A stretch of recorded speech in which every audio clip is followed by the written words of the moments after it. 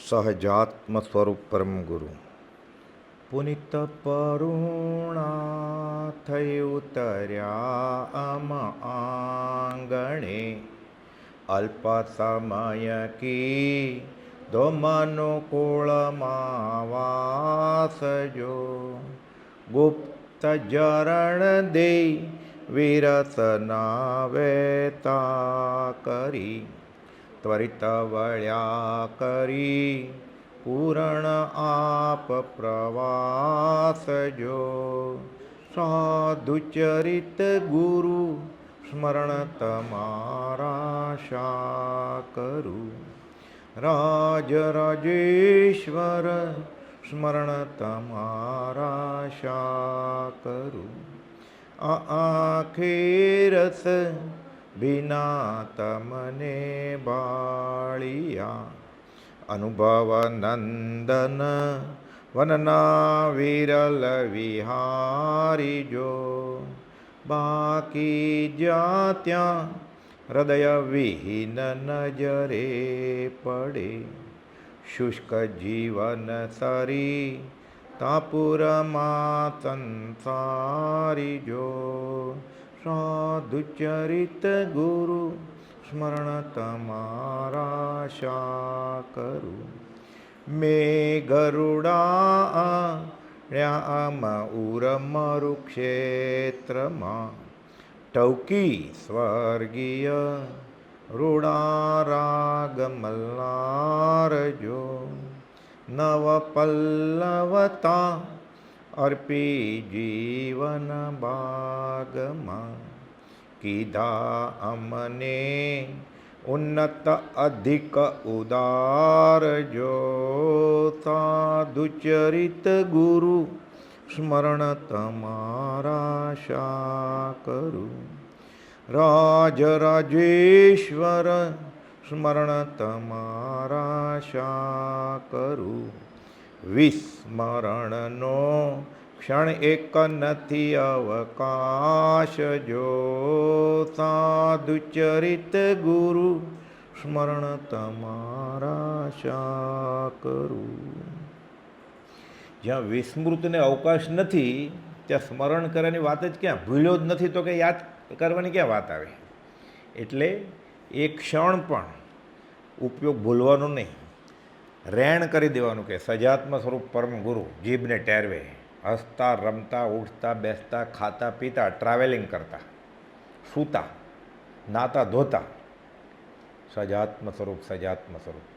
બ્રહ્મચારી કહે છે પોસ્ટ ઓફિસમાં પોસ્ટમેન ટિકિટ ડેડ કરે સ્ટેમ્પ મારતો જાય એમ એક પણ સમય એક પણ ક્ષણ એ સજાત્મ સ્વરૂપના જાપ વગર ખાલી જવી જોઈએ નહીં કે પછી બીજી ભક્તિ કરતો હોય ત્યારે બરાબર સત્સંગ કરતો હોય ત્યારે બરાબર કે આત્માનો ઉપયોગ હોય કે પ્રશ્નોત્તરી કરતો હોય ચર્ચા કરતો હોય વિચારતો હોય નહીં તો કરતા જઈએ ઘરનું કામ અને લેતા જઈએ રાજનું નામ સાયકલ ચલાવતો હોય ડ્રાઇવિંગ કરતો હોય મનમાં જાપ કરતો હોય તો શું વાંધો અમે ઘણા ગાય જ છે ને સિનેમાના ગીત ગાતા ગાતા ડ્રાઇવિંગ કરતા હોય સાયકલિંગ કરતા હોય સ્વિમિંગ કરતા હોય બીજા કામ કરતા હોય આર્ય સંસ્કૃતિમાં એવું હતું અહીંયા રસોડામાં રસોઈ કરે ને ઘણી વાર સવારે એના ધર્મના દોહા ગાય હેલા ગાય હેલો હે મારો હેલો સાંભળો રે ભગવાનને પ્રાર્થના કરતા હોય ઝાડુ પડતા મારતા હોય એટલે બધી જ્ઞાતિમાં રિવાજ હતો હવે બધું આ ટીવી રેડિયો વિડીયો થઈ ગયું એટલે પિક્ચરના સિનેમાના ગીત ગાતા હોય બધા એમાંય કર્મની જ વાત હોય સદાચારની જ વાત હોય ભગવાનને પ્રાર્થના કરતા હોય કે તારા દર્શન મને ક્યારે થશે પરમાત્મા શ્રીમદ રાજચંદ્ર ભગવાનના વચનામૃત વંચાય છે તત્વબોધમાંથી ચાલે છે શિક્ષાપાઠ આપણે 86-87 જોયેલો 86માં એમ આવેલું એ કહે છે હરમન જેકોબી કૃપાલદયના સમાગમમાં કે આ કેટલેક અંશે અસત્ય છે એમ મને લાગે છે કે એટલે કૃપાલદય સમજે છે કે આને હજી સમાધાન થયું નથી એટલે શિક્ષાપાઠ 87 તત્વબોધ ભાગ 6 કૃપાલદયે વિદ્વાનને કહ્યું છે વિદ્વાન અભ્યાસ સારો છે જિનેશ્વરની વાણીમાં એને રસ જ સારો જાગ્યો છે નહીં તો જર્મનીથી આવીને સંસ્કૃત અર્ધમાંથી શીખીને આગમ શીખવા માટે અહીંયા રહે હિન્દુસ્તાનમાં એટલે એને કેટલો અભાવ થયો હશે વિતરાગ વાણી પ્રત્યે અને કૃપાલુ એને સિક્કો તો માર્યો છે કે સમર્થ વિદ્વાન છે, પણ આત્મ અનુભવ થવો કે આત્મસાત થવું, દર્શન, શ્રદ્ધા એ પાછું એની કરતાં આગળ છે. એટલે બહુ ક્ષયોપશમ ન હોય ને શ્રદ્ધા થઈ જાય તો એ પહેલાં મોક્ષે જાય, અને ક્ષયોપશમ હોય અને શ્રદ્ધા કરે તો સોનામાં સુગંધ. પોતે તરે ને બીજા નહીં તારે, તીર્થંકર સ્વ પર કલ્યાણ, પોતે તરે ને બીજાને તારે. કૃપાળુદેવે વિદ્વાનને કહ્યું કે કેટલીક અંશે આખી સૃષ્ટિનું તત્વજ્ઞાન નવ તત્વમાં આવી શકે ખરું એમ આપ કહો છો, તે એમ સૂચવે છે કે આપને એ વિશે હજુ શંકા રહી છે કે સંપૂર્ણ અંશે નહીં, કેટલેક અંશે સર્વમતોમાં જે જ્ઞાન બતાવ્યું છે ત્યાં નવ તત્વના એક ભાગમાં જ આવી જાય છે. કે તમે બીજું બધું વાંચો, બીજા દર્શનનું તમે વાંચ્યું એ છે કે એ જે તમે વાંચ્યું ને એ આના એક ભાગમાં ખાલી આવે છે. મહાવીરના તત્વજ્ઞાનમાં કંઈ અપૂર્ણતા નથી, પણ એ માટે વિશેષ અવકાશ હોય તો મધ્યસ્થતાથી ચર્ચા કરીએ તો નિશંકતા થાય. એમ નથી કહેતા હું તમને શીખવાડી દઉં, આપણે ચર્ચા કરીએ બેસીને કે તમે કેટલેક અંશે કેમ કહો છો, હું તમને સમજાવીશ. ચર્ચા કરીએ આપણે મધ્યસ્થતાથી, કોઈ મતભેદ વગર. વિદ્વાને કહ્યું, આપની વાત ઉપરથી મને એમ તો નિશંકતા જ છે કે જૈન અદ્ભુત દર્શન છે, પણ કૃપાલુની યુનિવર્સિટી 98% વધારે હોય તો જ એડમિશન ફોર્મ આપે, અને 99 ઉપર હોય તો એડમિશન આપે, નહીં તો આપે જ નહીં, ફોર્મ રિજેક્ટ કરે.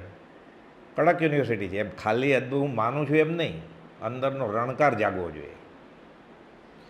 ઘણી યુનિવર્સિટીમાં બોર્ડ માર્યું હોય, બોર્ડની એક્ઝામ આવે પછી કે 80% નીચે આવ્યો એને ફોર્મ જ લેવા આવવું નહીં અહીંયા, એટલે નકામી ગર્દી ન થાય એમ. અહીંયા 95 ઉપરના ખાલી મળે માહિતી, ઓર આગળ વધે ત્યારે પછી એડમિશનનું ફોર્મ મળે, પછી પાસ કરવું હોય તો કરે. કૃપાલુ પ્રભુશ્રીજીને, અંબાલાલભાઈને, સૌભાગભાઈને, જોઠાભાઈને કૃપાલુ ખીજાયા છે. દેવકણજી મહારાજને, ડુંગરસિંહ ગોસ્વામીને તો આત્મસિદ્ધિ આપવાની જ નહીં. પછી બહુ ઈચ્છા હોય તો ડુંગરસિંહભાઈને સૌભાગભાઈ સાથે અને દેવકણજી મહારાજને પ્રભુશ્રી સાથે વાંચવાની. એટલે આ બધું જાણીને આપણે પુરુષાર્થ કરવો છે કે આપણને તો સહેજે સહેજે પૂર્વના પુણ્ય મળી ગયું છે, હવે એનો ઉપયોગ બરોબર કરવાનો છે. વિદ્વાને કહ્યું, આપની વાત ઉપરથી મને એમ તો નિશંકતા છે કે જૈન અદ્ભુત દર્શન છે અને મહાવીર સાચા જ્ઞાની હતા. હવે એક બીજી વાત પૂછવી છે કે ઉત્પાદ વય ધ્રુવ એ લબ્ધિ વાક્ય ભગવાને ગણધરોને કહ્યું, તે પરથી દ્વાદશાંગીનું સંપૂર્ણ જ્ઞાન ગણધરોને પ્રગટ થયું એમ શાસ્ત્રમાં લખ્યું છે, આગમમાં. કે તીર્થંકર ભગવાન બોલે ઉત્પાદ વયને ધ્રુવ, ઉપરનેવા વિગનનેવા ધુવેવા. એટલે ગણધર લબ્ધિ વાક્યથી બધું સમજી જાય અને આગમ ગૂથે. દ્વાદશાંગી કરોડો શ્લોક પ્રમાણ બધા શાસ્ત્રો, આખું વિતરાગ દર્શન એમાં આવી જાય. તો કે આ લબ્ધિ વાક્ય આમાં એવું કેવું ચમત્કાર હોય કે ભગવાન આટલું બોલે ને ગણધર સમજી જાય. પણ ગણધર બધા તદ્ભવ મોક્ષગામી જ હોય, પાછા પૂર્વના સંસ્કાર લઈને આવ્યા હોય. એવું ક્યાંક બાકી રહી ગયું હોય તો ભલે ગમે ત્યાં જન્મ્યા હોય, બધા ગણધર બ્રાહ્મણ જ હતા. લબ્ધિ વાક્ય ભગવાને ગણધરોને કહ્યું, તે પરથી દ્વાદશાંગીનું સંપૂર્ણ જ્ઞાન ગણધરોને પ્રગટ થયું એમ જે શાસ્ત્રમાં વાત છે તે કેવી રીતે સંભવે? એટલે ખોટી છે એમ નથી કહેતા, આશંકાની છૂટ છે. કુશંકા એ ગુનો છે મોટો. મને આ ગળે ઉતરતું નથી, આત્મા નિત્ય કેવી રીતે હોય? આંખ સામે મરી જાય તો? આત્મસિદ્ધિમાં બધી આશંકા છે, ગુરુ સમાધાન કરે છે. એટલે આશંકા એ સ્વાધ્યાય તપ છે, કર્મ ખપ્પાનું કારણ છે, પુણ્યબંધનું કારણ છે. કુશંકા કરે કે આવું કાંઈ હોય જ નહીં, એટલે જજ થઈને ચુકાદો નહીં આપી દેવાનો આપણે ન ખબર હોય તો. ખબર હોય તોય આમ જ્ઞાનીએ લખ્યું છે, જ્ઞાની ગમ્ય. કોપલ તો કહ્યું છે, ન ખબર પડે કે એવી ચર્ચા થાય તો એમ કહેવાનું જ્ઞાની ગમ્ય, અમને ખબર નથી, કેવળી ગમ્ય, એ બધું જાણે છે.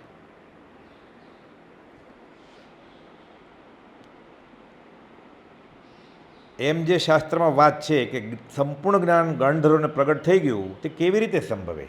અને આશયભરિત એટલે માર્મિક અર્થ સહિત દ્વાદશાંગીનું જ્ઞાન આ લબ્ધિ વાક્ય ગુરુમુખથી સાંભળતા આગળના ભાવિક શિષ્યોને પણ થતું હતું. તે કેવી રીતે? એટલે ગણધર બોધ કરે સુધર્મા સ્વામી, એટલે જમ્મુ સ્વામીને જ્ઞાન થઈ જાય કે આ કેવું, આ લબ્ધિ વાક્ય ખાલી આટલું છે, ઉત્પાદ વયને ધ્રુવ, તમે આટલું બધું કેમ બળ હશે?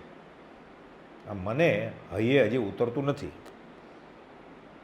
એ વિશે તમે કંઈ લક્ષ્ય પહોંચાડી શકશો? પાછો જિજ્ઞાસુ છે કે તમે મને સમજાવી શકશો?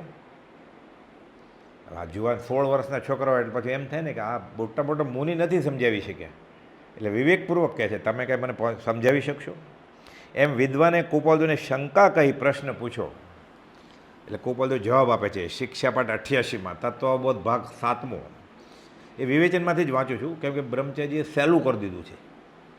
કુપાલદેવે ઉત્તરમાં કહ્યું કે મને જે જ્ઞાન છે તે ગુરુ પરંપરાના આમનાયથી આ ભૂમાં મળ્યું નથી. આમ જૈનમાં એવો સિદ્ધાંત છે કે આ બધા જ્ઞાન છે, અને જૈનેતરમાંય અધ્યાત્મમાં ગુરુ વિના જ્ઞાન થાય નહીં, એ નિયમ છે. પણ કુપાલદેવ ખુલાસો કરે છે આ સામાન્ય નિયમ છે. પણ એવા સંસ્કારી હોય પુરુષ કે પૂર્વભૂમાં આરાધન કરીને આવ્યા હોય અને ક્વચિત અધૂરું રહી ગયું હોય કોઈક કારણસર, અમુક નિકાચિત કર્મ હોય, અમુક ભૌગોલિક કર્મ હોય, અને કાં તો એવો તીવ્ર બંધ પડી જાય. સવિજીવ કરું શાસન રસી. બધા તીર્થંકર ભગવાન ત્રીજે ભવે ઉત્કૃષ્ટ તપ કરતા હોય. ભગવાન મહાવીરનો જીવ મોટા સાધુ હતા. પછી એમ થાય બધાને આપું તો, નહીં તો ત્યારે જ વયા જવાનો હોય. પણ ત્યારે એમ અહોભાવ થઈ જાય, બધા જેવો છૂટે તો. મને તો ખબર પડી ગઈ એટલે બંધ પડી જાય. તીર્થંકર નામકર્મ બાંધે, પછી આવવું પડે એને. અને પુણ્ય એટલું જમા થઈ ગયું હોય કે એ વખતે સાધુ હોય, એક મહિનાના ઉપવાસ કરતા હોય, માંસ ખમણને પાણે આવા ભાવ થયા હોય કે હું બધાનું કલ્યાણ કરું તો મને તો આત્મા બેફાટ અનુભવાય છે. એટલે સર્વાર સિદ્ધમાં જાય, અનુત્તરમાં જાય, પછી પાછા આવે માણસ તરીકે બીજાનું કલ્યાણ કરવા માટે. એટલે તીર્થંકર નામ કર્મ. એટલે બધા તીર્થંકરો નિયમથી સવિજીવ કરું શાસન રસીના ભાવ ઉલેસ્યા હોય. એટલે તીર્થંકર પ્રકૃતિ એ નામને બાંધવાના 20 સ્થાનક છે. એ ક્યાંક સેવા હોય, લગભગ બધા સેવા હોય. પછી ઉત્કૃષ્ટ વિનય ગુણ હોય, ઉત્કૃષ્ટ શ્રદ્ધા હોય, ઉત્કૃષ્ટ આજ્ઞા હોય, ઉત્કૃષ્ટ તપ હોય, અને બીજાનું ભલું કરવાનું. ખાલી મનુષ્યનું નહીં, આર્ય અનાર્ય જનોને સરખા પવન સમ ઉપકારી. ભરત ચક્રવર્તી ઋષિનાથ ભગવાનની પ્રાર્થનામાં કહે છે. એટલે ઋષિનાથ ભગવાન મોક્ષે વયા ગયા. તો કે અહીંયા તો તમે દેશને આપતા હતા, એ દર્શન કરવા જાય છે. તો કે દેખાણ નહીં, એટલે ખબર પડી દૂર વિહાર કરીને વયા ગયા છે. પહેલાંના જમાનામાં સાધુ કે આચાર્ય વિહાર કરે એટલે સંઘપતિને ખબર ન હોય કે કાલે સવારે ક્યાં જશે, નડિયાદ તરફ જવાના છે કે ખંભાત તરફ જવાના છે. એ ધર્મજવાળાને ખબર ન હોય. એ ઉપવાસ રહી કે જ્યાં રહ્યા હોય ત્યાં સવારે ઉઠે, સૂર્યાસ્ત થાય, સીધા નીકળી પડે. ત્યારે સંઘપતિને ખબર પડે કે આ બાજુ વિહાર કરવાનો છે, કે આ બાજુ. અત્યારે બધું નક્કી હોય છે ને. વિચરે ઉદય પ્રયોગ, નહીં તો ક્ષેત્ર પ્રતિબંધ થઈ જાય કે મારે અહીંયા જવાનું છે, મારા અહીંયા શ્રાવકો છે, મને આ અપાસરો બહુ ગમે છે. એટલે પહેલાં એવું હતું. એટલે ઋષભનાથ ભગવાન નીકળી પડ્યા અને પછી તો નિર્વણ થઈ ગયો. ભરત ચક્રવર્તી ગોતવા જાય છે, દેખાતું નથી, ઝાડ ઉપર ચડે છે. ખબર પડી કે દેખાય, બૂમ મારે છે. આદ્યમ એટલે આદિનાથ, એમ આદ્યમ, આદમ અને ઈવ જે ક્રિશ્ચનમાં છે ને, આમાંથી શરૂ થયું છે. બૂમા બૂમ કરે આદ્યમ. પછી ખબર પડી કે તમે બૂમા બૂમ નહીં કરો. પછી એમ બધી વાર્તા હોય કે દેવ લોકો આવીને કે બીજા કોઈ એવા શ્રાવકો ઉત્કૃષ્ટ કે ભગવાન તો મોક્ષે સીધાવ્યા છે. પછી પોક મૂકે છે, રડે છે. આર્ય અનાર્ય જનોને સરખા પવન સમ ઉપકારી. આર્ય ને અનાર્ય લોકોને જે માંસાહાર કરે છે, મદિરાપાન કરે છે, એને તમારા બોધની અસર થતી હતી. આમાં આવેલું ને ગયા સમાગમ કે 4 વાક પણ પાછો આત્મા છે માનવા માંડે. એટલું યોગબળ છે આ તીર્થંકરની વાણીનું. તમે બધાને સરખા, પવન કેમ બધા માટે છે એમ તમે બધા માટે હતા. મોક્ષ વિશે ઉપકારી કોને ત્યાં ગયા શું વિચારી પ્રભુજી. બોધ બળે ભવતરીએ. વ્યાસ સુધી અલંકારમાં પ્રાર્થના કરી છે. એટલે ભગવાનને ઓળંબ આપે છે કે અહીંયા બધાને ઉપકારકારક હતા, તમે મોક્ષે વયા ગયા. હવે ત્યાં કોને ઉપકાર કરશો? ત્યાં તો બધા સિદ્ધ જીવો છે, બધા સરખા જ છે, પૂર્ણ જ્ઞાનવાળા અને અશરીરી. તો ત્યાં કોને ઉપકાર કરશો? અહીંયા રહેવું તું તમારે. એટલે આ પ્રમાણે પ્રાર્થના કરે છે વિરહ વેદના. અને આવી વિરહ વેદનામાં સંકિત થઈ જાય. પ્રભુથી કહેતા કુપાલદેવ અમારું વિરહમાં જ કલ્યાણ કર્યું છે. જુરે જોઠાભાઈ. કુપાલદેવ જાય જ નહીં. શરૂઆતમાં જોઠાભાઈ તરફથી કુપાલદેવની બધી ખબર પડી ગઈ કે કોણ છે અંબાલાલભાઈને. એટલે અંબાલાલભાઈ જોઠાભાઈને પૂછે છે મને સરનામું આપશો? તો કે લેવો. બધા પત્ર વંચાવે છે.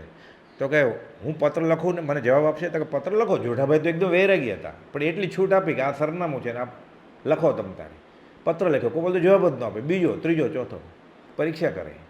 સાવ નવો મુમુક્ષુ અહીંયા આવે, આપણે દોડીને પકડી લઈએ એને. જો સત્સંગના ભાવ હોય તો સારું, નહીં તો ગુરુજી પકડી લે ચેલો કરવા માટે, તાર કરે છે. પછી તો જો બીજો તાર કરે છે કે જો તમે સમાગમ માટે નહીં આવો કે જવાબ નહીં આપો તમે મુંબઈ આવી જાય છે. અને ખરેખર અંબાલાલભાઈ મુંબઈ જઈ ત્રિભુવનભાઈ મુંબઈ ગયા. ત્રિભુવનભાઈને તો દીકતો ધંધો હતો મુંબઈમાં. એ તો કોપાલ તો ખીજાય કે હું તો મારા ધંધે આવ્યો છું, દર્શન સમાગમ કરી લો તમારે. એ તો પેઢીએ જતા, પછી તો ત્યાં જ ઉતરતા. અંબાલાલભાઈ પહોંચી ગયા ત્યાં, પરીક્ષા કરે. પ્રભુજીને ખીજાય તમે સાધુ છે ને પાછળ પાછળ શું આવો છો. શુભકભાઈને કે અમને વ્યવહારની વાત લખતા નહીં. દંડવત નમસ્કાર કરે, સાષ્ટાંગ નમસ્કાર કે મારા આજ્ઞાકીત છોરું રાયચંદના નમસ્કાર. વ્યવહારની વાત કરતા નહીં, અમને ખીજાય, જવાબ જ ના લખે. પછી છેલ્લે સૌભાગભાઈને કહેવું પડ્યું અમે શાસ્ત્રમાં એમ વાંચેલું કે ભગવાનને બહુ દયા હોય, તમને મળ્યા પછી ખબર પડી કાંઈ દયા બયા છે નહીં તમારે. પછી પાછળ લખે છે વિતરાગને છે નહીં દયા હોય. વિતરાગ પૂર્ણ પુરુષ દેવા માતા રવજી બાપા અને જબકબાને છેલ્લે દિવસે ચૈત્રવદ પાંચમ 2-3 કલાક પછી તો દેહ છોડી દેવાના છે. અનાદિ વિશ્વના આરે પછી મળીશું ક્યારે? ક્યારેય નહીં. એણે તો આગળથી જ કહી દીધું હતું જગતમાંથી જે પરમાણુ લીધા છે તે હળવે પાછા આપી ઋણ મુક્ત થવું છે. અને વવાણીયાને તો પગે લાગીને ગયા, એટલે પછી અહીંયા તો આવવું જ નથી ક્યારે આ ક્ષેત્રે. તો મળે ક્યારે પછી જબકબાને? મળવું જ નથી. અમારે પૂર્વના કર્મે મળવું પડેલું. કોઈ પણ જાતના આત્મિક બંધનથી અમે સંસારમાં રહ્યા નથી કે પત્નીનું કુટુંબનું પૂર્વનું ઋણ ચૂકવવું છે, એ પતી ગયું. એટલે આપણને નિર્દયતા લાગે, પણ આ જ માર્ગ છે. પછી કર્મ તિરાડ થાય, રાગ દ્વેષ પછી નીકળે, પછી વિતરાગ થવાય. નહીં તો દ્વેષ તો નીકળી જાય. દ્વેષ ભોળો છે, ક્રોધ ભોળો છે, દેખાય બધાને કે ગુસ્સો કરે છે, આ બહુ કડક છે, ગાળ બોલે છે, મારામારી કરે છે, એટલે બધાને ખબર પડી જાય ને.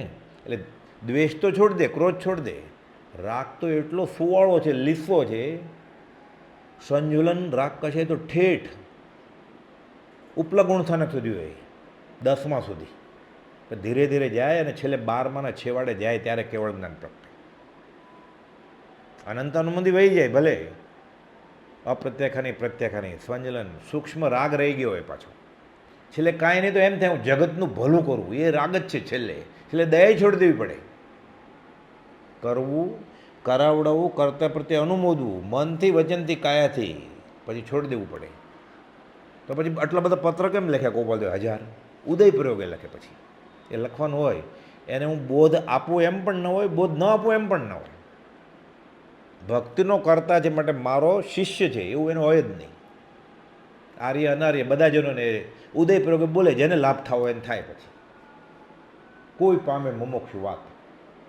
એટલે શરૂઆતમાં ઈચ્છા હોય એટલે ગોપાલદેવે બાળપણમાં તીર્થંકર નામકર્મ બાંધી લીધેલું, પણ આગળથી કહી દીધું. પછી યુવાવસ્થામાં તો ખબર પડી ગઈ કે આ તો તીવ્ર મને ભાવ થાય છે લોકોનું ભલું કરવાના. જુઓ તો ખરા સૃષ્ટિને કેવા રૂપમાં મૂકું છું. કાળજામાં કંઈક બેરે કોડજો લખે છે. એક પદ નવપદ ધ્યાનની વૃદ્ધિ કરવી છે અમારે. એટલે ઉત્કૃષ્ટ ભાવ હોય. સમય માત્રના નૌકાશે સમસ્ત લોક સ્વરૂપસ્થ હોય 430માં લખે છે. બધા મોક્ષે જાઓ. એટલે તીર્થંકર નામકર્મ બંધાઈ જાય. એટલે ખબર પડી હવે અમારે પાપ તો ભોગવી લીધું. ઉદય પ્રયોગે ધંધો કર્યો, ઘર માંડ્યું, મુંબઈ ગયા 10-10 વર્ષ. તીર્થંકરે કર્યું એ બધું જ કરવું છે, તીર્થંકર થવું નથી અમારે. એટલે આખું ગણિત છે. લોકોને એમ થાય આશાત્મા કરી છે કે અભિમાન છે. અભિમાન નહીં, પુણ્ય પ્રકૃતિ બી નહીં જોઈએ એને. આપણે તો જરૂર છે ડગલે ને પગલે વ્યવહારિક પુણ્યની જરૂર છે, એને કાંઈ જરૂર જ નથી. તમારી સાથે અંગરક્ષક નહીં હોય તો અમે સિંહને વાઘ સાથે બેસશું પ્રાર્થનામાં. એકાકે વિચરતો વળી સ્મશાનમાં, વળી પર્વતમાં વાઘ સિંહ સંયોગજો, અડોલ આસનને મનમાં નહીં ક્ષોભતા. અપૂર્વ અવસર એવો ક્યારે આવશે નહીં, એને તો આવી જ ગયો છે. આપણે માટે લખ્યું છે. લોકો એમ કહે છે શ્રીમદે ભાવના ભાવી છે, ઉચ્ચ ભાવના. એ તો ના વાઘના નામ પાડતા હતા તો અપૂર્વ અવસર એવો ક્યારે આવશે? ક્યાં? આપણે માટે છે. આ શ્રાવકના મનોરથ છે. આ કુપોલને ઓળખવા બહુ અઘરું છે એ રીતે, પણ તોય ભક્તિ કર્યા કરવાની. ક્ષયોપશમ થશે, આવરણ ટળશે, જેટલું ઓળખાણ થશે એટલું અધ્યાત્મમાં આગળ વધાશે. અને એક દિવસ આવશે, ગોપાલદેવે લખ્યું છે ખંભાતના મોક્ષને કે કલ્યાણની ઈચ્છા થઈ છે એટલે કલ્યાણ થશે. હમ હોગે કામયાબ એક દિન. આ લબ્ધિ વાક્ય દ્વાદશાંગીનું જ્ઞાન સંપૂર્ણ જ્ઞાન આ લબ્ધિ વાક્યમાં ગુરુમુખથી સાંભળતા. આ લબ્ધિ વાક્ય ગુરુમુખ, એમ જાણે સદગુરુ ઉપદેશથી. હું શરીર નથી, આત્મા છું તો બધાને ખબર છે આપણને. અને અધ્યાત્મમાં થોડો આગળ વધ્યો હોય અને સાધક હોય એને એટલી ખબર હોય કે મારે આ બધી મહેનત શા માટે કરવાની છે? આત્મદર્શન માટે, સંકિત માટે. જોઈને તમે એમ કે બ્રહ્મ સાક્ષાત્કાર, આત્મ સાક્ષાત્કાર, કે હું શરીર નથી, આત્મા છું. આ તો જાણે વાંચી લીધું, સાંભળી લીધું, ગોખી લીધું. મૂળ માર્ગમાં કોપોલ લખ્યું છે એમ જાણે સદગુરુ ઉપદેશથી રહે. તેનું નામ કયું? જ્ઞાન. ખાસ ખાસ ખાસ પ્રભુથી 3 વાર ગવડાવતા બધાને. તેનું કોપોલ તો એક જ વાર લખ્યું છે કે છે દેહાદિથી ભિન્ન આત્મા રે, ઉપયોગી સદા વિનાશ. એમ જાણે સદગુરુ ઉપદેશથી એનું નામ કયું? જ્ઞાન. ખાસ ખાસ ખાસ કે સદગુરુના ઉપદેશથી જાણે તો, પોતાના ડાપણથી નહીં. નહીં તો આગળ જતાં અટકશે, પાછો થોડોક આગળ જશે. કોપોદો લખ્યું છે બહુ ઉપર ચડે, 11મા ગુણસ્થાનક સુધી જાય, માથે પછી 9 હોય એટલે ચોથું સંકિતે થઈ જાય, 5મું 6ઠું 7મું 11માંથી પડે પછી. કારણ કે જેટલો ઉપરથી પડે ને વધારે વધારે ઉપરથી પડે વધારે વાગે, પહેલાં ગુણઠાણકે આવી જાય. ક્ષયોપશ્મી જ્ઞાન વિકળ થતાં કેટલી વાર કોપોલદોએ આભ્યંતર પ્રેરણા અવલોકન હાથ નોંધમાં રાખ્યું છે કે પોતાના બુદ્ધિબળથી વાંચીને યાદશક્તિથી બધું પાકું કર્યું છે અને ઘણું બધું ખબર પડી ગઈ. આ ક્ષયોપશ્મી જ્ઞાન છે. સાચી શ્રદ્ધા નથી, માથે ગુરુ નથી રાખ્યા એટલે વિકળ થઈ જાય ગમે ત્યારે. અતો ભ્રષ્ટ થઈ જાય. પછી પાછું એકડેકથી શરૂ કરવું પડે. આ લબ્ધિ વાક્ય ગુરુમુખથી સાંભળતા આગળના ભાવિક શિષ્યોને પણ થતું હતું. તે કેવી રીતે? આ વિદ્વાન કહે છે એ વિશે તમે કંઈ લક્ષ પહોંચાડી શકશો? એમ વિદ્વાને કોપોલદેવને શંકા કંઈ પ્રશ્ન પૂછ્યો. કોપોલદેવ ઉત્તરમાં કહ્યું કે મને જે જ્ઞાન છે તે ગુરુ પરંપરાની આમનાથી આ ભૂમાં મળ્યું નથી, પણ હું લઈને આવ્યો છું ભગવાન મહાવીર પાસેથી. હું સાથે હતો એની. છતાં પૂર્વોને આધારે વિશેષ જ્ઞાન છે. એટલે પરંપરા અમનેથી અત્યારે મતિ જ્ઞાન ને શ્રુત જ્ઞાન છે. પછી એની આગળના 3 અવધિ જ્ઞાન, મન પ્રયોગ જ્ઞાન અને કેવળ જ્ઞાન. પછી એનાય પાછા ભાંગા છે કે કેવળ જ્ઞાન થાય પહેલાં પરમ અવધિ જ્ઞાન થાય ને એવું બધું. પણ આમ 5 જ્ઞાન, એમાં મતિ શ્રુત, અવધિ, મન પ્રયોગ અને કેવળ જ્ઞાન. કે બાકીના 3 જ્ઞાન પરંપરા અમનેથી આ કાળે હોય એવું મનાતું નથી સામાન્ય રીતે. પણ વ્યક્તિગત ધોરણે ઉચ્ચ કોટીના સાધક પૂર્વભવના સંસ્કારથી લઈને આવ્યો હોય તો શક્ય છે. આ થાણાંગ સૂત્રમાં લખેલું છે પાછું. એટલે સ્વયંબુદ્ધ હોય. કેવળ જ્ઞાન રવિતણી, સામગ્રી ગ્રહી સાર, રવિવાર અવતાર દિન, સ્વયંબુદ્ધ અવતાર. એટલે ચોખ્ખું કહે છે કે પરંપરા કે આ ભાવે ક્યાં કોપોલદેવના ગુરુ હતા? તો કોઈ પૂછે તમારા ગુરુ કોણ છે? પરંપરા અમનેથી કેવી રીતે આવ્યું? ગુરુ તો છે નહીં, એટલે પરંપરા અમનેથી જ્ઞાન છે જ નહીં કોપોલદેવને. પણ પૂર્વભવને આધારે વિશેષ જ્ઞાન છે તે પ્રત્યે હું તમને સમાધાન કરી શકીશ. હું લઈને આવ્યો છું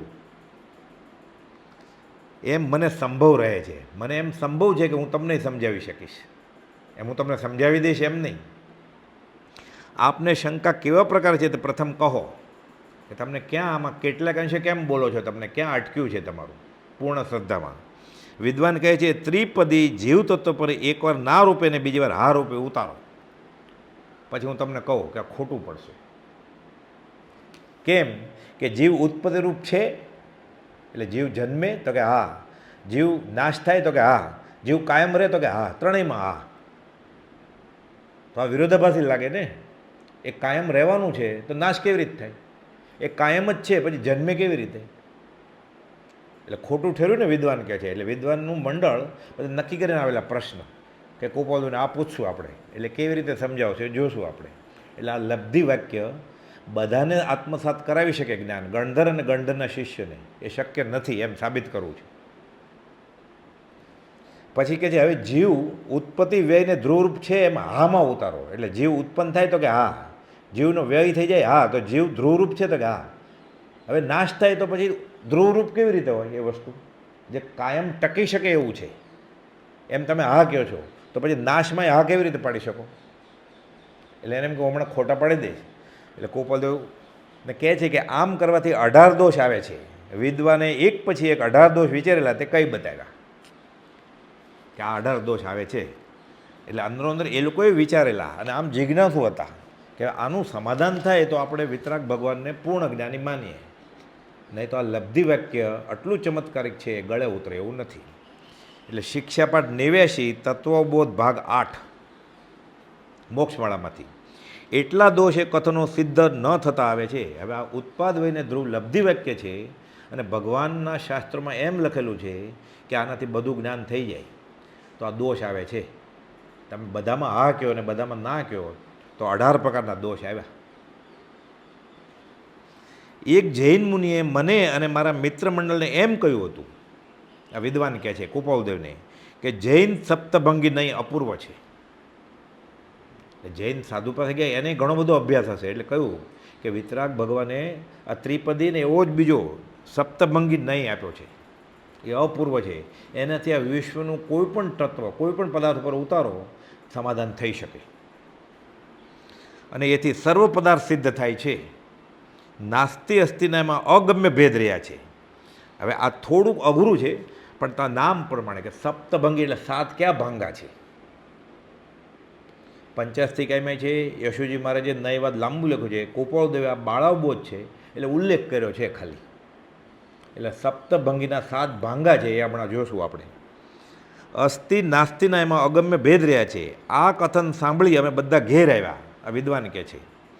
પછી યોજના કરતાં કરતાં આ લબ્ધિ વાક્યની જીવ પર યોજના કરી કે બેસે છે કે નહીં. ઉત્પાદવય ધ્રુવ પ્રમાણે સપ્તભંગી પ્રમાણે બેસાડવા ગયા કે અમે. હું ધારું છું કે એવા નાસ્તિ અસ્થિના બંને ભાવ જીવ પર ઉતરી શકે નહીં. હમણાં આવ્યું ને કે બધામાં હા કહો તો વિરોધાભાસ થાય છે, બધામાં ના કહો તો વિરોધાભાસ થાય છે. લબ્ધિ વાક્યો પણ ક્લેશરૂપ થઈ પડશે એટલે પછી વિશ્વાસ ઉડી જાય. યદિ એ ભણી મારી કંઈ તિરસ્કારની દ્રષ્ટિ નથી, સામાન્ય જીવને તો ક્લેશ થશે ને વયો જશે કે આ ખોટું છે. મને એવું નથી થયું, વિદ્વાન કહે છે ભગવાન મહાવીરની વાણીમાં, મને કંઈ તિરસ્કારની દ્રષ્ટિ જ નથી. આના ઉત્તરમાં કહ્યું કે આપે જે નાસ્તિને અસ્તિ નહીં જીવ પર ઉતારવા ધાર્યો, કુપાલદેવ કહે છે હવે, તે સનિક્ષેપ શૈલીથી નથી. તમે અનેકાંતવાદ હજી સમજ્યા નથી એટલે તર્કથી પકડી લીધું કે જીવ ઉત્પન્ન થયો ને જીવ નાશ થયો ને જીવ કાયમ ટકી રહ્યો. પણ કઈ અપેક્ષાએ કહ્યું છે? તમે અનેકાંતવાદ સમજ્યા નથી એટલે કહે છે સ્વનિક્ષેપ શૈલીથી નથી.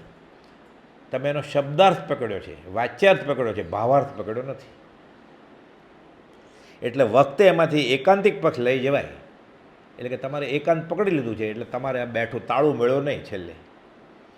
તેમ વળી હું કંઈ સ્યાદવાદ શૈલીનો યથાર્થ જાણનાર નથી એટલે એમ કે છે હું કંઈ કેવળી નથી. એટલે સામેવાળો એમ ન સમજે કે આ બહુ જ્ઞાની છે, એમ કહે છે જ યથાર્થ જ જાણે છે, નહીં તો આ વિદ્વાનને કેવી રીતે સમજાવે. એટલે ખોટું નથી બોલ્યા. આ વ્યવહાર વિનય કરીને સામેવાળાને પહેલાં બેસતો કરે, આસન સિદ્ધિ કરાવડાવે, નહીં તો ઉભડક ભગી જાય કે આપણું એ સાંભળે છે. આ તેમ વળી હું કંઈ સ્યાદવાદ શૈલીનો યથાર્થ જાણનાર નથી, મંદમતીથી લેશ ભાગ જાણું છું. મને થોડુંક જ્ઞાન છે એટલે હું થોડુંક જાણું છું, પણ તમને સંભળાવી શકીશ કે આટલું એ. હવે આ આટલું એ પણ ખાલી થોડોક અંશ હોય તો બધું કેટલું હશે વિતરાગ ભગવાનનું જ્ઞાન? ઓલા વિચારવા પડી જાય કે આ એમ કહે છે કે મનમતીથી લેશ ભાગ હું તમને સમજાવી દઈશ, તો પૂર્ણ કેટલું બધું હશે.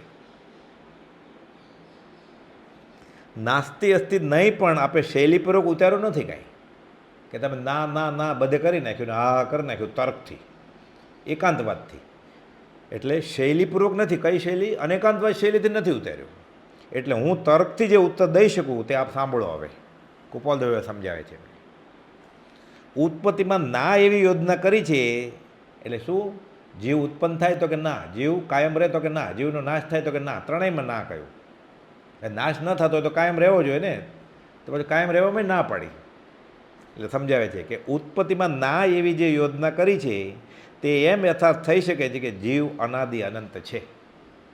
એટલે ઉત્પન્ન થતો નથી એટલે અનઆદિ, એની આદિ છે જ નહીં. અને નાશ થતો નથી તો ક્યાં સુધી રહેશે? અનંતકાળ સુધી રહેશે. એટલે ઉત્પત્તિમાં ના એવી જે યોજના કરી છે તે એમ યથાર્થ થઈ શકે છે કે જીવ અનાદિ અનંત છે. આટલું અહીંયા બેઠું આટલું આપણે વાંચીએ ત્યારે આપણને બેસી જાય કે આ વાત બરાબર છે. જો ઉત્પન્ન ન થતી હોય વસ્તુ તો એ અનાદિ હોય. એટલે ઉત્પત્તિમાં ના આપણે કહી શકીએ. પછી નાશ ન થતી હોય એ વસ્તુ તો કાયમ ટકી રહે ને, તો નાશમાં ના પાડી એટલે અનાદિ અનંત થઈ ગયું. એટલે આટલું ટીકમાર્ક કરતા જાઓ કે હું તમને બધું કહેતો જાઉં છું કે વિઘ્નતામાં ના એવી જે યોજના કરી છે કે નાશે ન થાય એનો, એમાંય ના લખ્યું છે, તે એમ યથાર્થ થઈ શકે કે એનો કોઈ કાળે નાશ નથી. આત્મા દ્રવ્ય નિત્ય છે, તો નાશ થાય છે દેખાય છે તો ફલાણા ભાઈ ગુજરી ગયા, ફલાણા બેન ગુજરી ગયા, ગાય મરી ગઈ, એક્સિડન્ટ થયો, ભેંસ મરી ગઈ, એ પર્યાય હતો. એ ભેંસના આત્માનો, ગાયના આત્માનો પર્યાય હતો, એ એક્સિડન્ટમાં નાશ થઈ ગયો પર્યાયનો. એ આત્મા છવીને બીજે ક્યાંક ગયો. તો મૂળ દ્રવ્ય હતું આત્મા, એ મેર્યો જ નથી. એ ગાય મરીને ગધેડો થાય, ગધેડો મરીને અળસિયું થાય, અળસિયું મરીને નરકે જાય કે માણસે થાય. તો મૂળ જે ચેતન દ્રવ્ય હતું, અલગ અલગ રૂપ લેતું હતું, અલગ અલગ ભાવમાં જતું હતું. એ ભવાયા રૂપ નાટક કરતું હતું, કૌતુક જેવું. ભૂત લગ્યો કૌતુક કરે, કર્મો કા ઉત્પાદ, 14 રાજલોકમાં રખડે. પણ મૂળ દ્રવ્ય એનું એ જ છે. આ અપેક્ષા એ સમજશો તમે તો કે નાશ કાંઈ થતું નથી કોઈ. તો નાશ થઈ ગયું દેખાણું, એ એના બાહ્ય રૂપનું નાશ થયો. તો પછી ગળે ઉતરે એવી વાત છે ને. અને આપણને આ સમજાઈ જાય બુદ્ધિથી, તો કોઈનો વિરહ થાય, દેહ ત્યાગ થાય, તો આપણને પછી ક્લેશ કેમ થાય, આર્તધ્યાન કેમ થાય? કે મેર્યો છે જ નહીં, ક્યાંક ગયો છે. ક્યાં ગયો છે આપણને ખબર નથી. જ્ઞાનીએ જાણ્યું છે ક્યાં ગયો છે. તો કંઈ આપણો સગો એટલે સારી જગ્યાએ જાય એવું જરૂર નથી, તો એને કર્મ પ્રમાણે જાય. અને આપણો દુશ્મન પણ હોય અને આપણે ભલે હવે હેરાન થાય, કૂતરામાં જાય તમે, એ તો દેવમાં ગયો હોય એના પુણ્ય પ્રમાણે. એ પોતપોતાના કર્મ પ્રમાણે આત્મા એ કર્મથી ખેંચાઈને જાય ત્યાં. ગાડી કેમ રમે નાના છોકરા, ઓલું ખેંચે, કે નાના છોકરા બાબા ગાડીમાં બેઠો અને મધર ફાધર ખેંચે, એમ કાર્બન અને તેજસ શરીરમાં કર્મની વર્ગણા જે નક્કી થઈ ગઈ છે, એ પ્રમાણે કાર્બન ને તેજસ શરીર એને ખેંચીને બીજે લઈ જાય. એ કાર્બન તેજસમાં લખ્યું હોય એને માતા કોણ, પિતા કોણ, કયા ક્ષેત્રે, કેટલું આયુષ્ય હવે પછીનું, એ ત્યાં લઈ જાય ને ત્યાં મૂકી દે કે અહીંયા 23 વર્ષ જીવો, કે અહીંયા 92 વર્ષ જીવો. આ માતા પિતા તમારા, આ તમારું ઘર, અને કેટલું પછી ભણશો, કેટલું કમાશો, કેટલા દુઃખી થશો, કેટલા સુખી થશો વ્યવહારે, એ બધું. અને પરમાર્થે મહેનત કરશો તો થશે. નહીં તો ફરીવાર હું તમને બીજે લઈ જઈશ ફેરફદોડી ફરવા માટે. ફેરા જ કરે. ક્યારથી? અનંતકાલથી. ક્યાં સુધી રહેશે? વીત્યો કાળ અનંત. કોક કચિત વ્યક્તિગત ધોરણે નીકળી જાય એમાંથી. આ પ્રવાહ છે તેલની ધાર રૂપે કોપાલ કે સતત ચાલુ છે મોક્ષે જવાનું. ક્યારથી? સંસાર ક્યારથી છે? અનાદિ. તો એનો પ્રતિપક્ષ મોક્ષ એ પણ અનાદિ છે. બે રસ્તા ખુલ્લા જ છે. એક પક્ષ હોય એનો પ્રતિપક્ષ હોય જ. સંસાર છે સંસાર છે એ જ સાબિત કરે છે કે મોક્ષ છે. કર્મ છે એ સાબિત કરે છે કે કર્મ જાય. કુપોલદેવે સાવ સહેલું સમજાવ્યું છે કે અશુભ કર્મ કરે એટલે પાપ જમા થયા, શુભ કર્મ કરે તો પુણ્ય જમા થયું. ભોગવવું પડે ને, પાપે ભોગવવું પડે, પુણ્ય ભોગવવું પડે. કાંઈ ન કરે તો એટલે પાપ 0 એટલે પાપ ભોગવવા નથી જવાનું. પુણ્ય 0 છે, પુણ્ય ભોગવવું નથી. એને અમારે તીર્થંકર થવું નથી. તો પુણ્ય 0 હોય ને પાપ 0 હોય તો ક્યાં જાય? સ્વભાવમાં સ્થિર થઈ જાય. એને મોક્ષ એ ત્યાં નથી, અહીંયા જ છે મોક્ષ. કુપાલદેવ કે હથેળીમાં છે. ઈશત પ્રાગ બરાબર ત્યાર પછી અહીંયા મોક્ષ થઈ જાય તો ત્યાં જવાય. ત્યાં જઈને મોક્ષ નથી. અને બીજું, કેવળ જ્ઞાનને મોક્ષ લેવાની વસ્તુ નથી કે મને મોક્ષ મળે, મને કેવળ જ્ઞાન મળે. આ લેવાની વસ્તુ નથી, આ મૂકવાની વસ્તુ છે. એક વિષય કશાય મૂકી દે, બધા આવરણ ટળી જાય, એના કચરો સાફ થઈ જાય આરસીનો, બાકી જે વધે ચોખ્ખી આરસી, એમ કેવળ જ્ઞાન. એટલે બધું નીકળી જાય. ક્રોધ, માન, માયા, લોભ, 5 ઇન્દ્રિયના વિષય કશાય બધું નીકળી જાય કર્મ.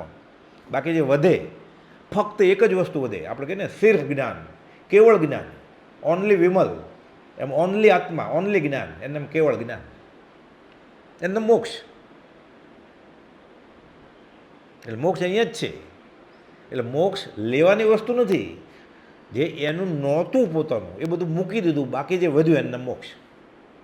પછી અહીંયા હોય કે સિદ્ધશિલાય હોય કે વૈકુંઠમાં હોય, એનો શું મતલબ છે? લાખો વર્ષો તક જીવવું, આ મૃત્યુ આજે આવે, એને શું પછી સવાલ છે? એટલે કુપોલદેવે અનુભવની વાત કરી છે. લોકોને એમ થાય બધું નવું વાત કરે. નવી વાત નથી, આગમમાં છે જ બધું, પણ આ બધું એટલું અઘરું હોય અને પરંપરા આમ નથી. પછી જ્ઞાન ઘટવા માંડ્યું, ચારિત્રમાં શિથિલતા આવવા માંડી. એટલે જેટલું સમજાણું ને જેટલું અચરાણું એને જ વિતરાગ ધર્મ કહે છે. એટલે આટલા બધા ફાટા પડ્યા, મતાંતર થઈ ગયા કે આમ જ હોય. એટલે પોતાથી નથી થતું. એટલે દ્રાક્ષ ખાટી છે, પણ તું અહીંયા દ્રાક્ષ ખાટી છે, તું પહોંચી ન શક્યો એટલે તને કોઈ મદદ કરે કે જેણે ખાધી છે એની મદદ લેતું તો એ તને આપે તો દ્રાક્ષ ખાટી નહીં લાગે, તને ગળી લાગશે. પણ આ શિયાળ જેવું થયું, બહુ ઠેકડા માર્યા, હાથમાં આવ્યું નહીં, આ ખાવી જ નથી આપણે, ખાટી છે, આ કાળમાં મોક્ષ હોય જ નહીં. પણ જેને મળ્યો છે મોક્ષ એને તું માન, પછી એ તને ચખાડશે પછી તું માનવા માંડે કે હા દ્રાક્ષ ગળી છે, ખાવી છે. અને એમ જ કહી દીધું આ કાળમાં મોક્ષ ન હોય. કેમ? પોતાની એ પ્રકારની પુરુષાર્થ કરવાની તૈયારી નહોતી. એટલે કેમ ગળે ઉતરે? અને આ કાંઈ 5-15 દિવસમાં ગળે ઉતરે? જે કુળમાં જન્મ્યો એને એવા ખ્યાલ હોય. એ ખ્યાલ સાથે જે ધર્મસ્થાનકમાં જતા હોય એ ગુરુજીના ખ્યાલ હોય. તો આખો સંસાર પ્રાય ઘણું કરીને બધા રખડોવળ જ છે. એટલે કે જૈસે કો મિલા તૈસા, તૈસે કો મિલા તાય, તીનો મિલ કે પપોડી બજાય. પછી કે અમે ધર્મ કર્યો, પ્રભુશ્રીજી કે એમ સહેલું છે. અત્યારે ખાલી વાર્તા તરીકે આપણે એ સંપ્રદાય છોડી દીધો. દીક્ષાવાળા સાધુ કે હું સાધુ નથી, રે ક્યાં અને ખાય ક્યાં? આપણે ઘરબારી ગૃહસ્થી છીએ તોય આપણે એમાંથી બહાર નીકળવા હિંમત ના ચાલે આપણી. એમ કે નવરાત્રિમાં પૈસા તો આપવા જ પડશે, બધાને વેર કરવું છે. ભલે અમે માતાજીને નથી માનતા, એમ કે ને ગણપતિ આવ્યા, તહેવાર આવ્યા, આપણે માનતા જ નથી, પણ ચાલો ને બધા સાથે રહેવું છે ને આપણે, તો છોડી દીધો. અંબાલાલભાઈ, ત્રિભુવનભાઈ, છોકરા છોકરીને પરણાવ હોય તો ક્યાં પરણાવે? આ તો ભ્રષ્ટ છે કુટુંબ જૈન ધર્મથી. એટલે કન્યા ન આપે, છોકરા ન આપે, એટલે બે જ કુટુંબમાં આપલે થાય. અને એ જમાનામાં તો મગન બાપા વાત કરે, નાદબાર મૂકે ને એટલે મોત કરતાં મોટી સજા લાગે. મરી ગયો તો સારું હતું કે. એટલે બધા આંગળી જીંદે આ નાદબાર મૂક્યા છે એમ જાણે અસ્પૃશ્ય હોય, અડાય જ નહીં, એને અભડાઈ જવાય. એટલે અંબાલાલભાઈનું કુટુંબ, ત્રિભુવનનું કુટુંબ, એટલે અત્યારે વાત બધી સારી લાગે, યુદ્ધ છે વાત, બહુ સહન કર્યું છે આ લોકોએ, પણ એટલી શ્રદ્ધા હોય એટલે શ્રદ્ધાના બળે ટકી રહે. પોપટલાલભાઈને તો લખાવેલું અમદાવાદમાં, એફિડેવિટ કરો, સંઘ બધા આવે ને, ચાલો આ શું કરો તમે પ્રભુશ્રીજીને? તમે ગૃહસ્થને જ્ઞાની માનો છો? ગૃહસ્થને જ્ઞાન હોય? અરે જ્ઞાની કેમ માને છે પ્રભુશ્રીજી? પ્રભુશ્રી હું ભગવાન માનું છું, પણ કેમ સાંભળે? ચિત્રપટ કેમ રાખો છો ગૃહસ્થનું? કુપાલજીને ખબર પડી ગઈ. કુપાલ કે લાવો ચિત્રપટ. ચિત્રપટ લીધે તમારે ક્લેશ થતો હોય સંપ્રદાયમાં તો શા માટે કરવો છે? કે લાવો. પ્રભુ આજ્ઞા આપી દેવું પડ્યું. ચતુર્લમાં કે હું આપીશ જ નહીં, ભલે જે થાય એવું થાય. એકવાર છગનનાથજીને કહ્યું અને ચિત્રપટ આપો તો, તમે મને જે આપ્યો છે હું આપવાનું નથી કહે, બીજું બંતુભાઈ આગળ છે એની આગળથી મગાવી લ્યો કે. એટલે મોહ કરવાનો છે, ત્યાં આજ્ઞા ન મનાય કહે. મારે જલ્દી મોક્ષે નથી જવું, મારે મોહ કરવો છે તમને. પણ કુપાલજી કહે છે જીવને મહાત્મા પ્રત્યે મોહ જ ના આવ્યો. ત્યાં મોહ કરવાનો છે, રાગ કરવાનો છે. રાગ કરવાનો જ નથી, કરવો તો સત્પુરુષ પ્રત્યે કરવો. ભક્તિમાં સ્વચ્છંદ છે જ નહીં, જો એને આત્મા સાજવો છે તો, નહીં તો ડગલે ને પગલે સ્વચ્છંદમાં જ જીવે જ જીવ. એટલે કૃપાલદેવ કહે છે નહીં, કહે છે કે મને કંઈ તિરસ્કારની દ્રષ્ટિ નથી. આના ઉત્તરમાં કહ્યું કે આપે જે નાસ્તિને અસ્તિ નહીં જીવ પર ઉતારવા ધાર્યો તે સનિક્ષેપ શૈલીથી નથી. તમે અનેકાંત વાત સમજ્યા નથી. કેમ સમજાય? એટલે વખતે એમાંથી એકાંતિક પક્ષ લઈ જવાય તેમ વળી હું કંઈ સ્યાદ્વાજ શૈલીનો યથાર્થ જાણનાર નથી. આ બધા ગયેલા મોટા મોટા આચાર્યો પાસે, મુનિ પાસે, એ નહીં સમજાવી શક્યા હોય ને. એટલે અધૂરો નિર્ણય લઈ અને કન્ક્લુઝન કરી નાખ્યું કે હવે આ સંપૂર્ણ રીતે ઉતરે નહીં આમાં. એટલે દોષ બતાવ્યા. ગોપાલદેવ ખમો જરા, પછી નિર્ણય લ્યો તમે. મને એવી સંભાવના દેખાય છે કે હું તમને સમજાવી શકીશ, કે બેસો શાંતિથી. એમને કે હું સમજાવું, એમ કે આપણે ચર્ચા કરીએ, એમ કે છે. એટલે વખતે એમાંથી એકાંતિક પક્ષ તમે લઈ લીધો હોય તેમ વળી હું કંઈ સ્યાદ્વાજ શૈલીનો યથાર્થ જાણતો નથી, મંદમતીથી લેશ ભાગ જાણું છું. નાસ્તિ અસ્તિ નહીં પણ આપે શૈલીપૂર્વક ઉતાર્યો નથી. એટલે હું તર્કથી જે ઉત્તર દઈ શકું તે આપ સાંભળો. અને ખાલી ટૂંકામાં 5 લીટીમાં જવાબ આપે છે. એ બધી પોણી લીટી. ઉત્પત્તિમાં ના એવી જે યોજના કરી છે તે એમ યથાર્થ થઈ શકે છે કે જીવ અનાદિ અનંત છે. એટલે ઉત્પન્ન થાય તો કે ના. ના કેમ કહ્યું? તો કે જીવ અનાદિ અને અનંત છે એટલે વિઘ્નતામાં ના એવી જે યોજના કરી છે તે એમ યથાર્થ થઈ શકે છે કે એનો કોઈ કાળે નાશ નથી. એ નાશ થાય તો તમે ના પાડી દીધી કે ઉપનેવા ધોયેવા વિઘનેમાં ના કહી. કેમ કે આ જીવ દ્રવ્યનો નાશ ક્યારે થતો નથી. તો ધ્રુવતામાં ના એવી જે યોજના કરી કે ઉત્પત્તિ અને વિઘ્નતા તો બરાબર એ કાયમ ટકી રહે છે, એમાંય તમે ના કહી. એક બાજુ તમે એમ કહો છો કે એનો નાશ થતો જ નથી એટલે કાયમ રહેવો જોઈએ ને. હવે તમે કાયમ રહે તો એમાંય તમે કીધું ના કાયમ ન રહે, એટલે સામાન્ય બુદ્ધિથી કેમ સમજાય? એટલે ધ્રુવતામાં ના એવી યોજના કરી એ એમ યથાર્થ થઈ શકે છે કે એક દેહમાં તે સદન માટે રહેતો નથી. એટલે અમે ના પાડી કે અત્યારે જે દેખાય છે માણસનું શરીર એમાં આત્મા છે, પછી એક ગાયમાં છે, ભેંસમાં છે, પણ બદલાવ્યા કરે છે ને, તો કાયમ ક્યાં રહ્યો? એટલે દેહ અપેક્ષાએ, પર્યાય અપેક્ષાએ, બાહ્ય રૂપની અપેક્ષાએ એ કાયમ રહેતો નથી, સદોને માટે રહેનાર નથી. એટલે અમે ત્યાં ના કહી.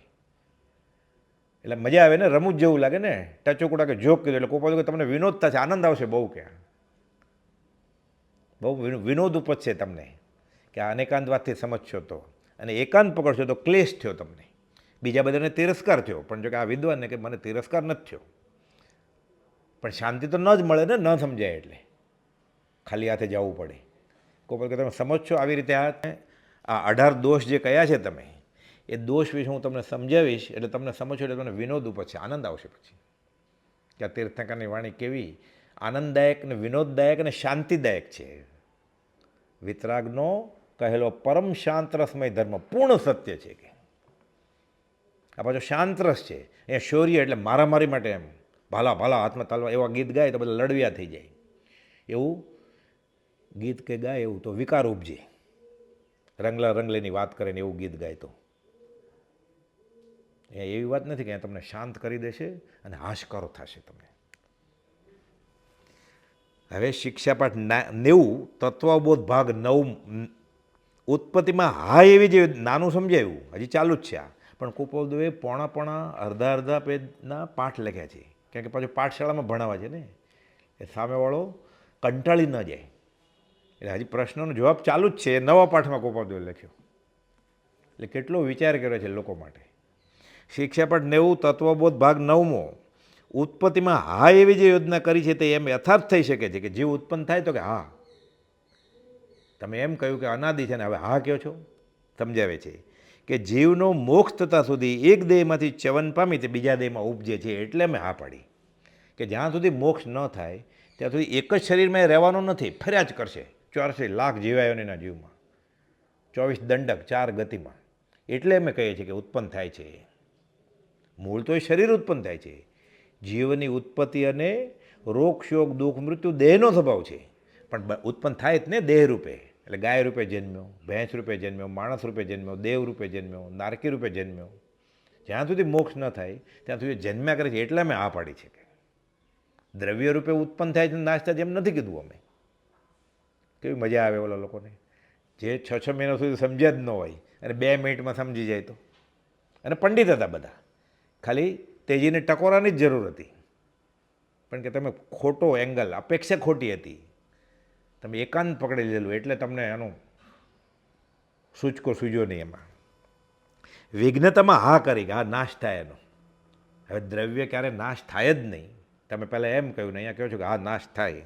વિઘ્નતામાં હા એવી જે યોજના કરી છે તે એમ યથાર્થ થઈ શકે છે, જેમ છે એમ યથાર્થ તીર્થંકરની વાણી છે. તે જે દેહમાંથી આવ્યો ત્યાંથી વિઘ્ન પામ્યો. વા ક્ષણ પ્રતિ એની આત્મિક રિદ્ધિ વિષયાદિક મરણ વડે રૂંધાઈ રહી છે, એ રૂપે વિઘ્નતા યોજી શકાય કુપોલદેવે. એટલે કહ્યું છે કે વિઘ્નતા નાશ થાય તો કે હા કેમ?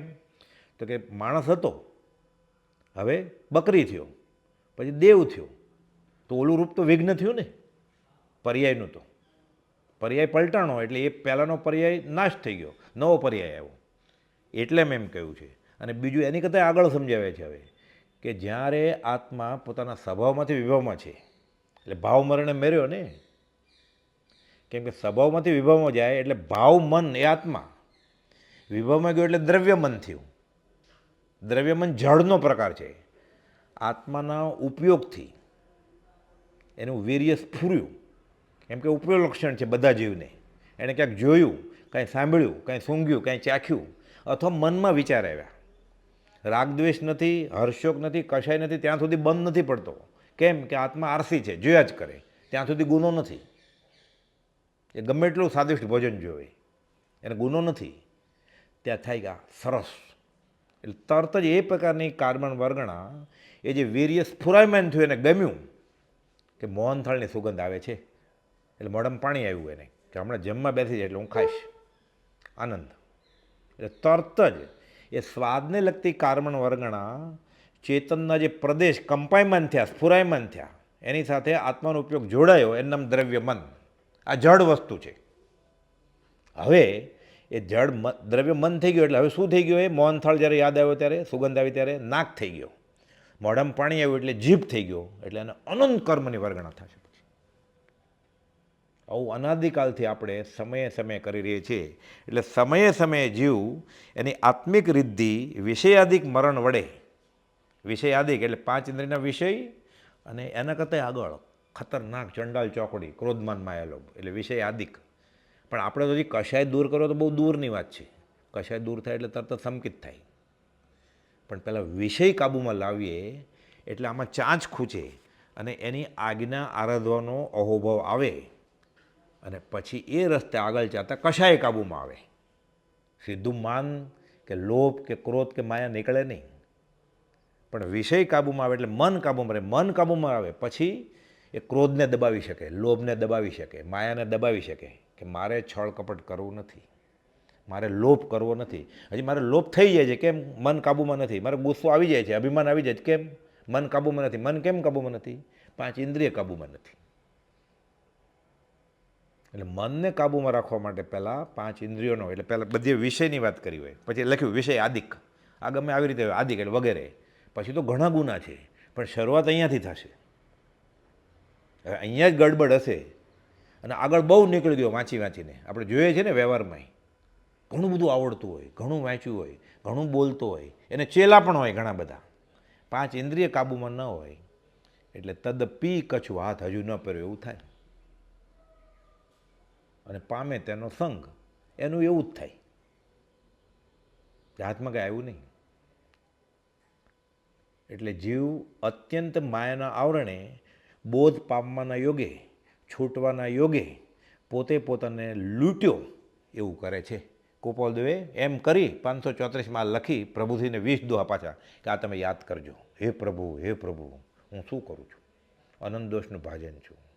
નહીં એકે સદગુણ, મુખ બતાવું છું, કયું મોઢું લઈને ઊભો રહેશે તીર્થંકર ભગવાન આગળ? મૂર્તિ સામે ઊભું રહેવાય. ભગવાન હોય તો શું કે તું દર્શન કરવા આવ્યો છે ત્યારે કંઈક બતાવ તો ગુણ. નહીં એકે સદગુણ, પણ મુખ બતાવું છું. એટલે આપણે એ જ દંડના અધિકારી છીએ, પણ સામેવાળા વિતરાગ છે એટલે દંડ કરવો નથી એને, પણ આ તો એ દંડનો અધિકારી છે જ. એટલે આટલી ધર્મની ક્રિયા કરવા છતાં પણ આપણે રખડ્યા કરીએ છીએ. કેમ? એના આશય પ્રમાણે કરતા નથી. આખું વિતરાગ વિજ્ઞાન છે, ગણિત છે. આ જે રસ્તેથી રાગદ્વેષ જાય, સંસારમાં ટળે, એ વિતરાગનો ધર્મ છે, એ નિર્ગ્રંથનો ધર્મ છે, એ જૈન ધર્મ છે.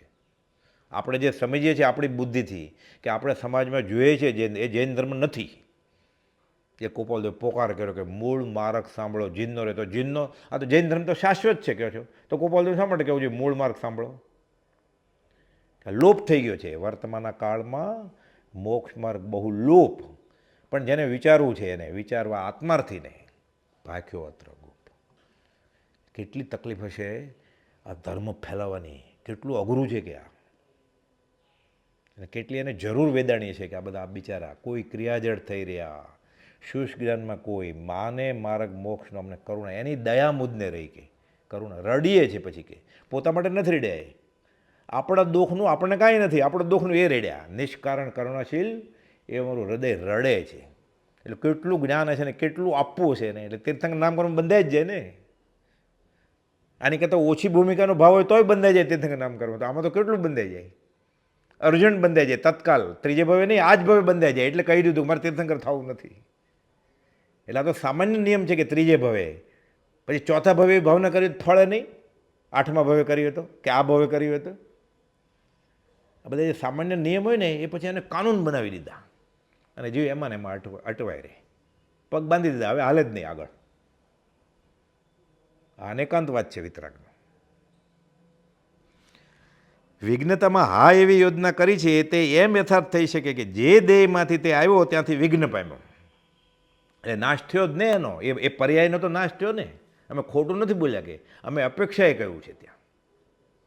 ક્યાં કોઈ ગુજરી જતું હોય અને આપણે ત્યાં ગયા હોય નજીકના સગા હોય, ત્યાં એમ કહો બધા રોતા હોય કે વાત કરે એમ કે આત્મા ક્યારે મરે જ નહીં, ત્યાં એ વાત કરાય સીધી.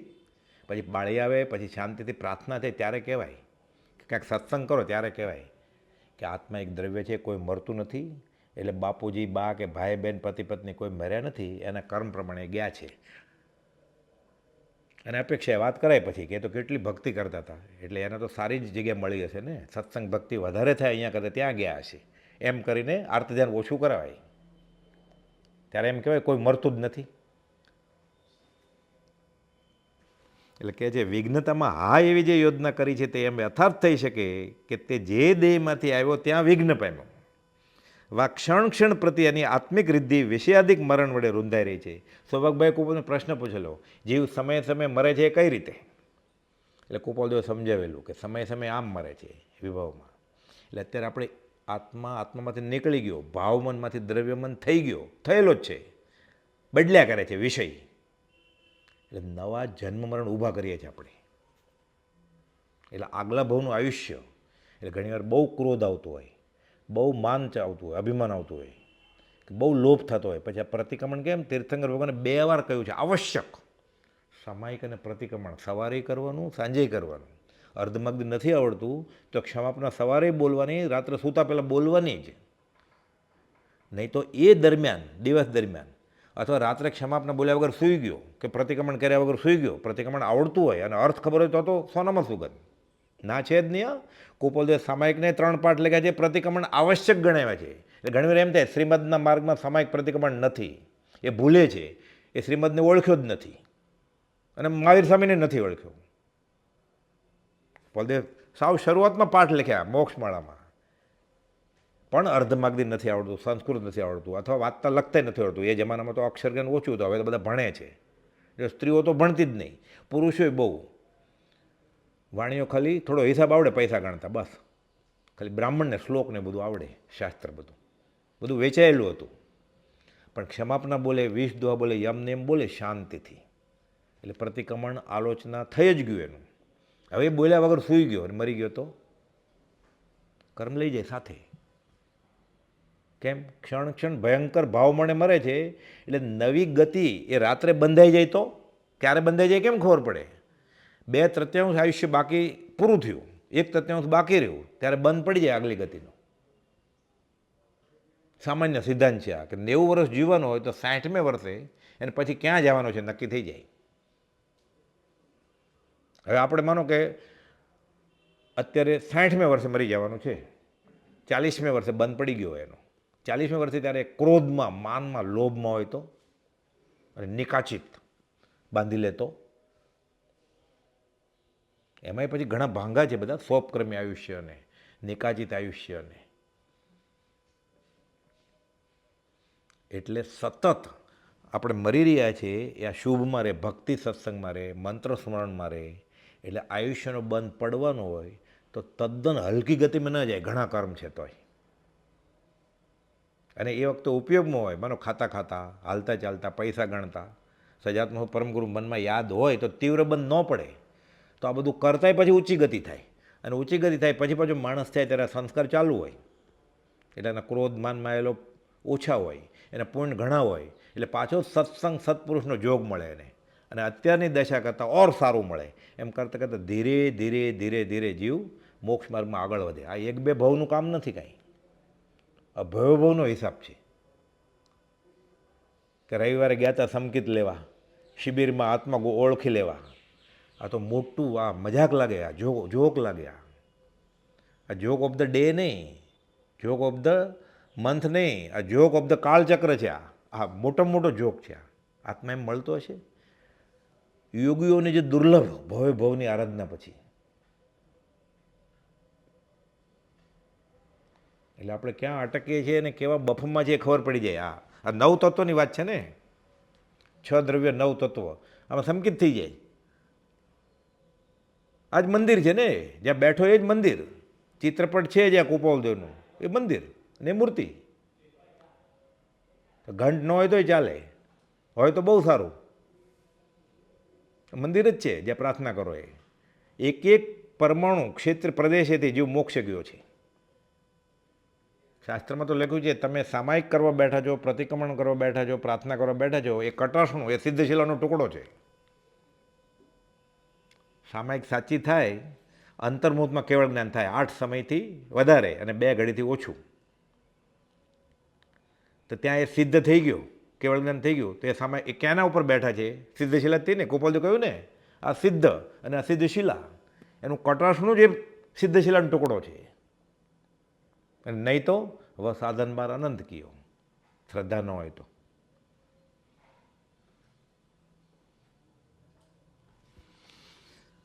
જે દેહમાંથી તે આવ્યો ત્યાંથી વિઘ્ન પામ્યો, વા ક્ષણ ક્ષણ પ્રત્યેની આત્મિક રિદ્ધિ વિષયાદિક મરણ વડે રૂંધાઈ રહી, એ રૂપે વિઘ્નતા યોજી શકાય છે. એમ યોજો એમ નહીં. કોઈ કે આમ આમ ગણો તો આમ થાય. એટલે એક પછી એક માળાના મણકા બધા ગણવા માંડ્યો કે બરોબર છે, બરોબર છે, ચાલો ટીક માર્ક. એકો એક દોષ કાઢી નાખે છે ગોપાલદેવ. 18 દોષ જે કહ્યા હતા ને, આ તો કંઈ દોષ છે જ નહીં, કે સંપૂર્ણ છે આ તો સંકેત લઈને જાઓ જર્મની. ધ્રુવતામાં હા કહી કે તમે એમ કહ્યું કે હા એ કાયમ ટકી રહે છે. એની યોજના એમ કહી છે તે એમ યથાર્થ થઈ શકે કે દ્રવ્ય કરીને જીવ કોઈ કાળે નાશરૂપ નથી, ત્રિકાળ સિદ્ધ છે. એટલે મેં કહ્યું એ કાયમ ટકી શકે છે. એનો પર્યાયનો નાશ થયો, એનો પર્યાય ઉત્પન્ન થયો નવો, માણસ રૂપે, પશુ રૂપે, દેવ રૂપે, નારકી રૂપે. ધ્રુવતામાં હા એટલે કહેલી કે દ્રવ્ય રૂપે એનો નાશ થતો નથી, ટકે છે. તો હા એટલે કહેલી, ના એટલે કહેલી. એટલે આ બધું હવે સપ્તભંગી શું એ વિશેષ સમજશું આપણે બીજા સ્વાધ્યાયમાં. સહજાત્મ સ્વરૂપ પરમ ગુરુ.